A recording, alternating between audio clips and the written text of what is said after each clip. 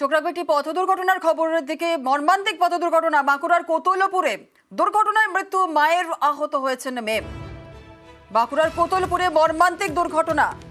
দেবব্রত আমাদের প্রতিনিধি আমাদের সঙ্গে রয়েছে। দেবব্রত, কিভাবে এই দুর্ঘটনা ঘটলো?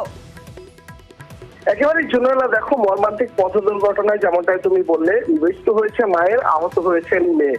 যেমনটা স্থানীয় সূত্রে জানতে পারা যাচ্ছে, মৃত ওই মহিলার স্বামী কর্মসূত্রে বাইরে থাকে, যে কারণে স্কুটি নিয়ে মেয়েকে ডাক্তার দেখানোর জন্য কতুলপুর বাজারে এসেছিল ওই মা। এরপর ফেরার পথেই কতুলপুরের জালিচা এবং বালিচা সংলগ্ন মাঝখানে যে রাস্তা রয়েছে, সেখানেই একটি ট্রাক্টরকে ওভারটেক করতে যায়। অর্থাৎ আলু বোঝায় যে ট্রাক্টর, সেই ট্রাক্টর ওভারটেক করতে গিয়ে কোনো কারণবশত স্লিপ খেয়ে সেই স্কুটিটি নিয়ে মা ও মেয়ে ট্রাক্টরের নিচে পড়ে যায়। ঘটনায় গুরুতর আহত হয় মা মেয়ে। তড়িঘড়ি তাদের একটি বেসরকারি হাসপাতালে ভর্তি করা হয়। সেখানে কর্তব্যরত চিকিৎসকরা মাকে মৃত বলে ঘোষণা করে। আহত হয় মেয়েকে প্রাথমিক চিকিৎসার পর ছেড়ে দিলেও মায়ের মৃত্যু হয়। সমগ্র ঘটনাকে কেন্দ্র করে এলাকায় কিন্তু শোকের ছায়া নেমে এসেছে। কারণ যেমনটা স্থানীয়রা মনে করছেন যে শুধুমাত্র ওভারটেক করার জন্যই অকালে ঝরে গেল ওই মায়ের প্রাণ।